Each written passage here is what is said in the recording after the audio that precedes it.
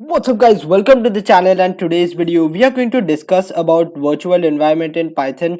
Now guys, why do we need to use virtual environment? For example, for commercial purposes you need to give a Python file to your client, and if he or she does not have the Python modules installed in their computer, or if he or she does not even have Python installed in their computer, then what you can do is that you can make a virtual environment, and after that you can give that to the client and you can use it commercially.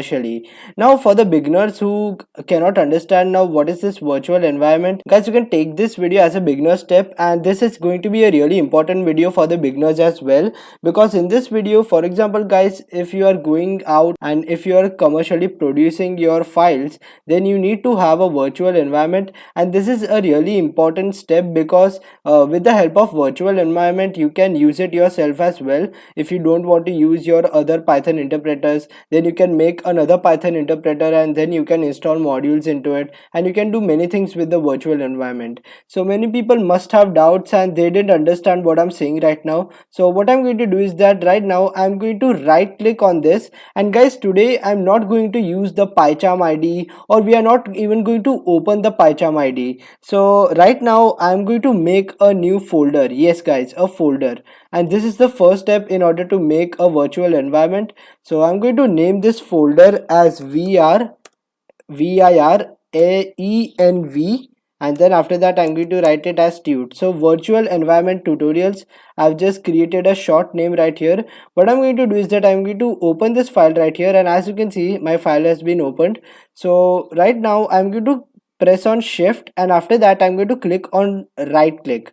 So as you can see, I have clicked on right click, and there's an option right here to open my PowerShell window right here.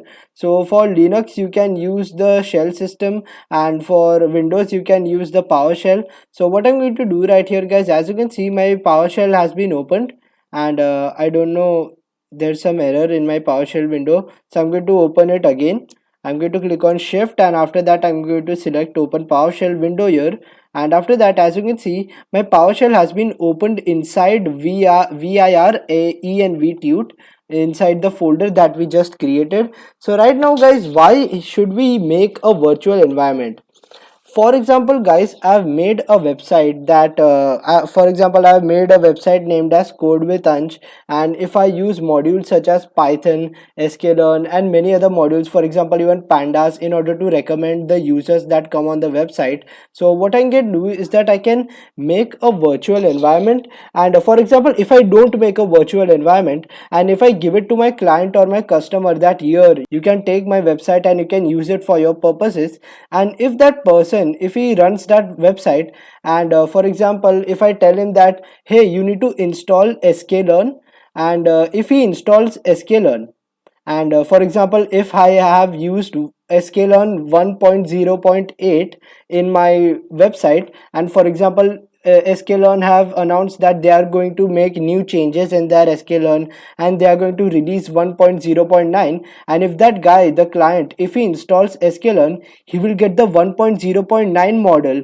And for example if I use a function that's not present in that version of sklearn, then I am in a big problem. Then for that purpose I can use virtual environment, that is I can install modules with the specified versions, and I can make the use of these modules for commercial purposes. So this is a really important concept guys. So right now as you can see that I've opened my PowerShell window in this folder right here, and what is the first step in order to make the virtual environment? So right now if I write Python right here, as you can see my Python will get invoked. So it's a basic thing, and what I'm going to do is that I'm just going to write exit and exit from my Python interpreter, and after that if I write pip, my pip will get invoked, and this is simple, this is nothing new. So I'm going to exit from this as well. So actually this has not opened, actually this is not an interpreter, so I don't need to exit. And after that what I'm going to do right here guys, that to make a virtual environment, first of all you need to write pip install virtual environment. Now for any module you can write pip install and the module name. So now there's a module name known as virtual env that you have to install in order to make a virtual environment in this file. So you need to write virtual env, And after that, for the beginners, they know this step. And for the people who haven't accessed my Python for Absolute Beginners playlist, the link is in the description, so you know everything about this command. And when I press on enter, it will tell me that my requirements are already satisfied. But in your computer, if you haven't installed this module, it will install it from the start. So if I enter, as you can see, oops, it is downloading it from the start, because I think so I haven't downloaded this module right here. So that's a good sign, and you'll get to know it in action. So as you can see guys, that I've installed my virtual env module. And after that, what I'm going to write is that I'm going to write this module right here. I'm going to write virtual env, and this will give me all of its commands inside this module. As you can see, there's download, then there's clear, then there's something with upgrade embed wheels. It might be to upgrade the wheels inside the virtual env. Then we can check the version of this virtual env. For example, if I write virtual env dash dash version, as you can see, it will give me its version, that is 20.2.2. and this is the latest version guys, because I'm currently recording it at on the 8th of December 2020. And then we have so many functions right here, but I'm just going to tell you about the basic functions in this video. And guys, to be honest, virtual environment is something you don't have to go into really deep into it, and you can just use it for commercial purposes and for your own purposes as well. So right here guys, for example, I give you an analogy that if I have a website named as code with Anj, and for example, if I use a function in sklearn that's not present in the updated sklearn, and for example, if I want to make a virtual environment that has that version of sklearn that I'm using, then now I need to make a virtual environment. Now for that purpose, we are going to write virtual env, and after that you need to write the file name that you want. So for example, if I want my file name to be ans, so here a file will be created named ans when I press enter. So when I press enter, as you can see, it is telling me that the command is not found, because I have misspelled virtual. So I'm going to write virtual ans, and after that it's going to create a folder right here. As you can see, it has created ans right here, and it is installing all of the dependencies. That is, it has created a virtual environment with all of the dependencies. It has created a new Python right here guys. It has created a new baby Python that does not know what to do right now. It doesn't have any new modules, for example sklearn, pandas, or flask. It is a new Python. You know, when we first downloaded Python, it did not have any modules, and we had to download it using pip. So just like that, this ans right here, it contains the Python in which it does not have any external module, and it is a new baby guys. Basically it is a new built baby, and my base Python interpreter, it has given birth to this Python interpreter right here inside this ans. So that's basically virtual environment for you guys. And after that, what I'm going to do, as you can see, I think so my virtual environment is made. I'm going to click on ans right here, and as you can see, it has created so many files. Then I'm going to go into scripts, and after that it has created a activate file right here. So here, as you can see, there's Python, and there's our Python that we need to use. So what I'm going to do is that I'm going to come out of this, and I'm going to open this terminal right here. So I'm inside the same terminal, as you can see, inside vir env tut. And now guys, it has basically cloned and it has put Python into ans. So after that, what I'm going to write, I am going to write dot and then backslash, and after that I'm going to write ans, and after that scripts, and then I'm going to write activate. Now what is this guys? As you can see, when we went to ans, and after that when we went to script, and then as you can see here, there is an activate file. So what this activate thing does is that it activates our virtual environment. So with the help of this command, we can use our virtual environment, and we can come out of the base Python that's present in the computer, that Python that we were using in our previous videos, and now we will be inside the virtual environment. So now I'll go inside the terminal, and after that when I press on enter, as you can see, I'm inside my virtual environment right here. here. And guys, you'll get, and guys, some people will get a error on this step, that is ANS scripts activate. So what you can do is that you can right click on this Windows icon, and after that you can click on Windows PowerShell admin. So I'll give it a permission that I need to allow it, and after that, as you can see that I'm using the system32 terminal. So now what you have to do is that you have to write set execution policy remote signed. Now what this thing will do is that it will give you the permission to actually make the virtual environment and use it. So when I press on enter, and after that you need to click on yes. So I have done that, and I will be able to use my virtual environment, and the same will be for the ones who are getting errors. So for the people who are getting errors, they won't be getting errors after that. And guys, if you get errors, you can go on to Google and you can search it, but I'm pretty sure that 99.99% won't get an errors. So as you can see guys, that I've activated my virtual environment right here, and we are inside our virtual environment. Once you get your Python file folder name inside these two parentheses right here, and after that you get your path, it means that you are inside your virtual environment. So now guys, what you can see right here is that we are inside a virtual environment. And guys, now for example, if I write Python right here, as you can see, I'm inside the Python inside the virtual environment. So that means that I'm using this Python right here, the python.exe. I'm using that right here, and I'm not using my base Python. So for example, if I write import pandas, as you can see, it is giving me an error. It is telling me that you don't have a module named pandas. Why guys it is giving me an error? Because this is a newly born Python. It does not know what is the world. It does not know what is pandas. It does not know what is Flask. It has just been born. It has been cloned by putting the Python inside it. So now what I'm going to do is that I'm going to exit from the Python, and after that, for example, in order to get out of the virtual environment, that is, if I want to get out of this ANS file, this ANS virtual environment, what I'm going to write is I'm going to write deactivate. So I will write deactivate, and after that, as you can see guys, the ANS, the bracket that was coming here, it's gone. So that means that we are inside a vir env tut file, and we are outside a virtual environment. So we have deactivated our virtual environment, and if you want to activate it, we can write this command right here. And basically I use the up and arrow keys in order to navigate between the commands. So you can use up and arrow keys in the terminal, and this is a basic step. So after that, if I press on enter, I'm inside my virtual environment, and if I press on deactivate, I'm outside of my virtual environment. So I hope guys that you understood how we can activate our virtual environment. That is how we can get into our virtual environment and get out of our virtual environment. And that as you can see guys, that when I wrote import pandas, our pandas was not present inside our virtual environment.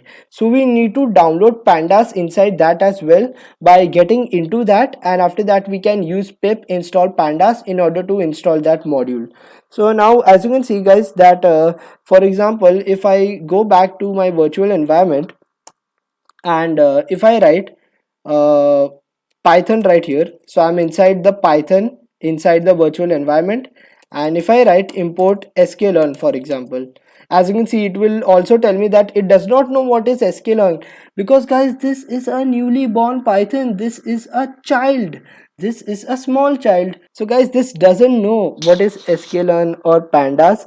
And right now I need to exit from the Python, and for example, now if I write if I come out of this, so I will come out of this, and after that if I go into my base Python, that is, as you can see guys, I'm going into my base Python. I'm not going into the virtual environment Python.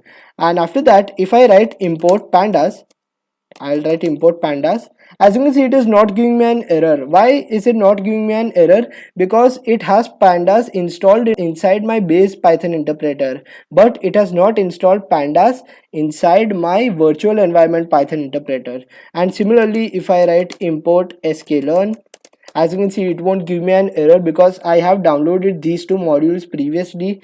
And for example, if you guys haven't downloaded it, you can download it by using the command pip install pandas or pip install sklearn. So guys, as you can see, it is not giving me an error because it has downloaded the module inside my base Python interpreter. And right now what I'm going to do is that I'm going to exit it from here. And if I go back to my virtual environment, and if I go back to Python, and after that, if I'll exit it from here, and as you can see, I'm still inside my virtual environment. Whenever you see this bracket right here, these parentheses, it means that you are still inside your virtual environment. And after that, what I'm going to do is that I'm going to write pip here. I'll write pip install pandas, and when I press on enter, you will see that it is downloading pandas. It is downloading my pandas from the internet, and it is not using the base Python interpreter. So as you can see, it is collecting all the modules and it is downloading it one by one. And it will take some time because pandas is a big module, and it is one of the biggest modules. So as you can see, it has successfully installed my pandas. And after that, if I go back to my Python and if I write import pandas, as you can see, it won't give me an error because now I have installed the pandas module in my Python interpreter inside the virtual environment. So now I'm going to exit it, and I hope guys that you understood how we can install pandas and why it was giving me an error at the first place. So guys, you need to understand that the virtual environment that we just made right here, the ANS thing, that is a newly born baby, that is a newly born Python. And after that, what you need to write here is that, now guys, what is a requirement.txt? Now guys, for the beginners right here, as you can see, this is a playlist for the beginners, and I understand that I have told many things in this video that won't be taken by the beginners, that is, the beginners won't be able to understand it. And I feel that this video can be a bit advanced, but I think so guys that this is a step, that we are taking in order to go more into advance into Python. And this is a necessary step because guys, we need to get out of our comfort zone. And if you guys are not understanding anything, or else sometimes you feel that the tutorial hell, that is, if you don't know what is going on in the tutorial, and if you don't know how I can go through it, guys, as you can see that I have got 5 subscribers right now. And I don't know when you are watching this video, but right now I have got 5 subscribers, and only one person is viewing my playlist. Suman is watching my playlist. So the advantage right now is that if you have any doubts, you can go on to any video and you can type down a comment that what are you feeling about this playlist, are you getting any doubts. And guys, if you're getting any doubts, I'll be there to help you. And you can watch a video 2 times if you want, you can watch a video even 3 times. There is no law that tells you that you cannot watch a video more than once. So if you have any doubts, you can come to this channel and you can share your views with me. So do not feel afraid to do that. And I hope guys that you are understanding everything that I'm saying inside this video. So basically, a virtual environment is a born Python. It is something used in commercial purposes, and it is also used for yourself as well. For example, if you want to install a Python that has sklearn 1.0.8, and if you want to use 1.0.9 in your base Python, then what you can do is that you can make a virtual environment, and after that you can install the sklearn version 1.0.8. And whenever you want to use 1.0.9, you can go back to your base Python, and wherever you want to use 1.0.8, you can go back to the virtual environment. So in that manner, we can make the use of virtual environment. And now, what is the requirements.txt file? Now guys, for example, if there is an uncle that wants to run your program, and if he does not know even the P of Python, that is, if he knows 0% of Python and does not know what is programming, and if he wants to run a program that you have created, for example, if he's a shop vendor and you have made a program that calculates that how many people have taken fruits from you, and what is the price that you will get, and what is the profit that you will make. And if the uncle wants to use your program, that what you can do is that you can give him this file, this virtual environment file. And for example, example, if he wants to know that what are the modules that he needs to install, I'm sorry, I told you that he does not know even the P of Python.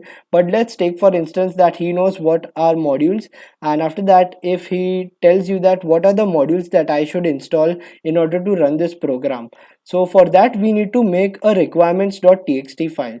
Now guys, a requirements.txt file is a file which contains all of the module names with versions. Now guys, a requirements.txt file, listen carefully, it contains the module names with their specified versions. So for example, as I give you the analogy before, that the person whom I'm giving my website to, if he uses 1.0.9, I'll tell him that I'm giving you a requirements.txt file and you need to install all of the modules that are present inside that. So now what I'm going to do is that now I'll make a requirements.txt file based on this virtual environment.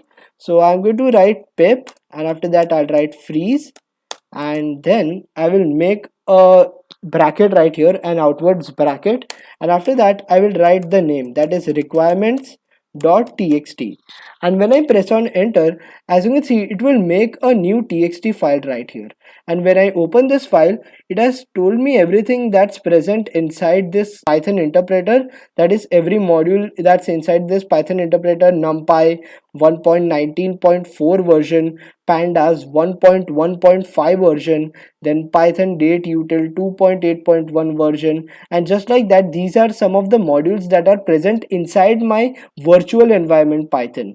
So now for example, if I go back and if I give this file, these two files, to my client, and so what he can do is that now he can make the use of requirements file.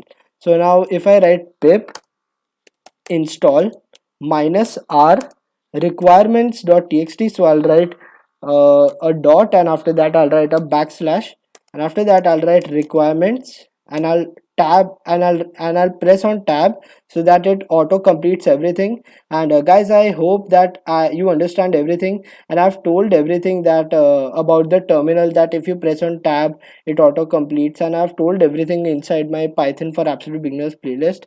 So as you can see guys, that we have written this command right here, pip install -r requirements.txt, and for the client whom you are giving to, he can use this command in order to install all the Python that's inside the requirement file.